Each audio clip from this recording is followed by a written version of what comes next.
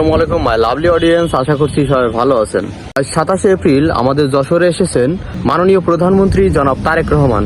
যশোর আগমনের জন্য মাননীয় প্রধানমন্ত্রী জনাব তারেক রহমানকে জানাই আন্তরিক শুভেচ্ছা ও অভিনন্দন। আপনারা অনেকেই জানেন মাননীয় প্রধানমন্ত্রী জনাব তারেক রহমান যশোরে কেন এসেছেন। প্রধানমন্ত্রী তারেক রহমান যশোরে এসেছেন কিছু কাজ নিয়ে, যেমন যশোরে 500 শয্যা বিশিষ্ট জেনারেল হাসপাতাল উদ্বোধন উপলক্ষে এবং উলসি খাল খনন উদ্বোধন উপলক্ষে, তারপরে আপনার যশোর ইনস্টিটিউট পাবলিক ইনস্টিটিউট পরিদর্শনে, বেনাপোলে হাসপাতাল নির্মাণের প্রতিশ্রুতি দেওয়া সহ আরো বেশ কিছু কাজ হাতে নিয়ে উনি যশোরে এসেছেন। 500 শয্যা বিশিষ্ট হাসপাতাল, এটি ছিল যশোরবাসীর প্রাণের দাবি, আর এই প্রাণের দাবি পূরণ করতে চলেছেন মাননীয় প্রধানমন্ত্রী জনাব তারেক রহমান। আমরা যশোরবাসী আশা রাখি যশোরকে যে সিটি কর্পোরেশন করার ঘোষণা দিয়েছেন সেটি যেন জনাব তারেক রহমান বাস্তবায়ন করতে পারেন।